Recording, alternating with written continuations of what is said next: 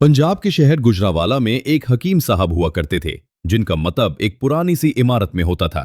हकीम साहब रोजाना सुबह मतब जाने से कबल बीवी को कहते कि जो कुछ आज के दिन के लिए तुमको दरकार है एक चिट पर लिख कर दे दो।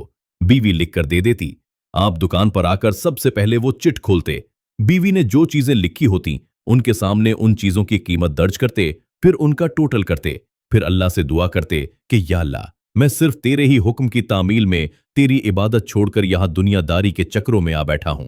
जूं ही तू मेरी आज की मतलूबा रकम का बंदोबस्त कर देगा, मैं उसी वक्त यहां से उठ जाऊंगा। और फिर यही होता। कभी सुबह के 9:30, कभी 10 बजे हकीम साहब मरीजों से फारिग होकर वापस अपने गांव चले जाते। एक दिन हकीम साहब ने दुकान खोली। रकम का हिसाब लगाने के लिए चिट खोली तो वो चिट को देखते के देखते ही रह गए। एक मर्तबा तो उनका दिमाग घूम गया।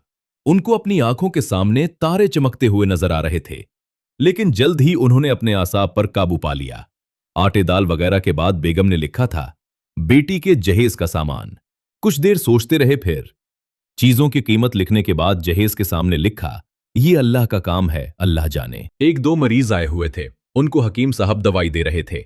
इसी दौरान एक बड़ी सी कार उनके मतब के सामने आकर रुकी।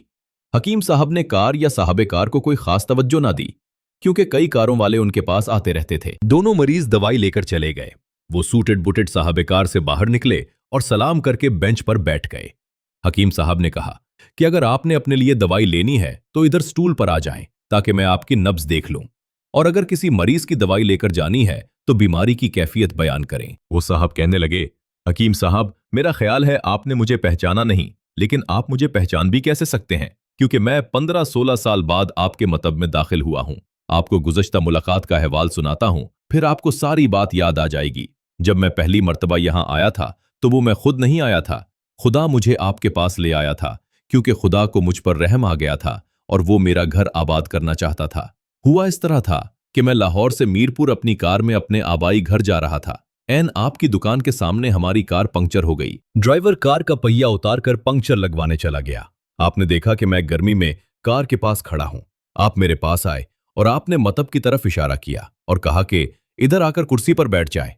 अंधा किया चाहे दो आंखें। मैंने आपका शुक्रिया अदा किया और कुर्सी पर आकर बैठ गया। ड्राइवर ने कुछ ज्यादा ही देर लगा दी थी। एक छोटी सी बच्ची भी यहां आपकी मेज के पास खड़ी थी और बार बार कह रही थी, चले ना, मुझे भूख लगी है।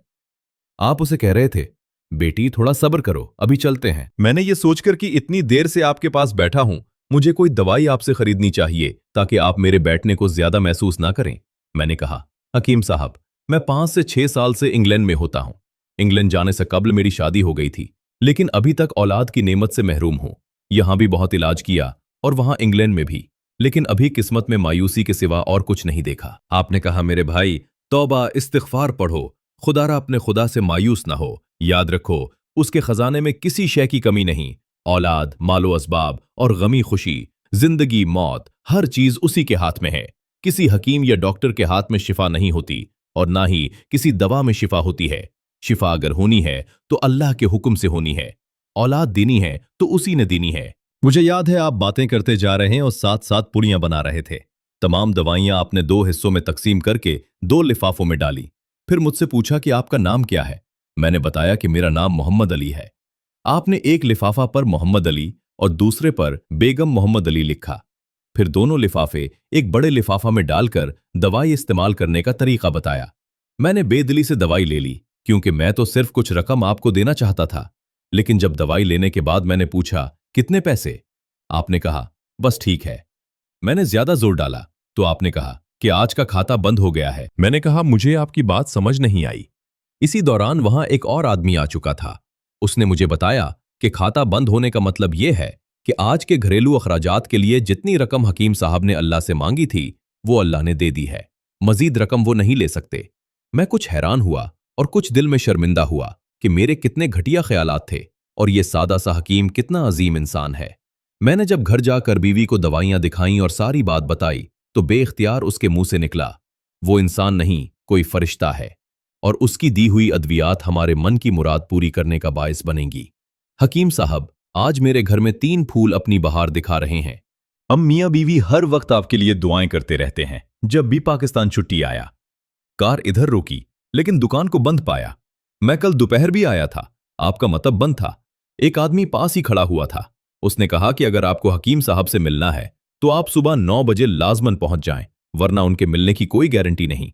इसलिए आज मैं सवेरे सवेरे आपके पास आ गया हूं। मोहम्मद अली ने कहा कि जब 15 साल कबल मैंने यहां आपके मतब में आपकी छोटी सी बेटी देखी थी तो मैंने बताया था कि उसको देखकर मुझे अपनी भांजी याद आ रही है। हकीम साहब, हमारा सारा खानदान इंग्लैंड सेटल हो चुका है। सिर्फ हमारी एक बेवा बहन अपनी बेटी के साथ पाकिस्तान में रहती है। हमारी भांजी की शादी इस माह की 21 तारीख को होना थी। इस भांजी की शादी का सारा खर्च मैंने अपने जिम्मे लिया था। 10 दिन कबल इसी कार में उसे मैंने लाहौर अपने रिश्तेदारों के पास भेजा कि शादी के लिए अपनी मर्जी की जो चीज चाहे खरीद ले। उसे लाहौर जाते ही बुखार हो गया, लेकिन उसने किसी को ना बताया। बुखार की गोलियां, डिस्प्रिन वगैरह खाती और बाजारों में फिरती रहीं। बाजार में फिरते फिरते अचानक बेहोश होकर गिरी। वहां से उसे अस्पताल ले गए। वहां जाकर मालूम हुआ कि उसको 106 डिग्री बुखार है और यह गर्दन तोड़ बुखार है। वो बेहोशी के आलम ही में इस जहाने फानी से कूच कर गई। उसके फौत होते ही न जाने क्यों मुझे और मेरी बीवी को आपकी बेटी का ख्याल आया। हम मियां बीवी ने और हमारी तमाम फैमिली ने फैसला किया है कि हम अपनी भांजी का तमाम जहेज का सामान आपके यहां पहुंचा देंगे। शादी जल्द हो तो उसका बंदोबस्त खुद करेंगे, और अगर अभी कुछ देर है तो तमाम अखराजात के लिए रकम आपको नकद पहुंचा देंगे। आपने ना नहीं करनी। आप अपना घर दिखा दें ताकि सामान का ट्रक वहां पहुंचाया जा सके। हकीम साहब हैरान और परेशान यूं गोया हुए। मोहम्मद अली साहब, आप जो कुछ कह रहे हैं मुझे समझ नहीं आ रहा। मेरा इतना दिमाग नहीं है। मैंने तो आज सुबह जब बीवी के हाथ की लिखी हुई चिट यहां आकर खोल कर देखी तो मिर्च मसाला के बाद जब मैंने ये अल्फाज पढ़े, बेटी के जहेज का सामान, तो आपको मालूम है मैंने क्या लिखा? आप खुद ये चिट जरा देखें।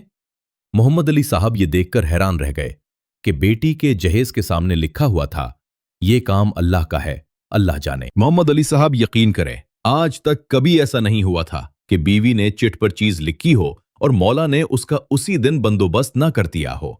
वाह मौला वाह, तू अजीम है तो करीम है। आपकी भांजी की वफात का सदमा है, लेकिन उसकी कुदरत पर हैरान हूं कि वो किस तरह अपने मौजज़े दिखाता है। हकीम साहब ने कहा, जब से होश संभाला एक ही सबक पढ़ा कि सुबह विर्द करना है, राज़िक राज़िक तू ही राज़िक, और शाम को शुक्र शुक्र मौला तेरा शुक्र। सुभान अल्लाह। अगर आपको ये तहरीर अच्छी लगी हो तो मुझे फॉलो जरूर करें, ऐसी ही ईमान अफरोज तहरीरों के लिए। शुक्रिया।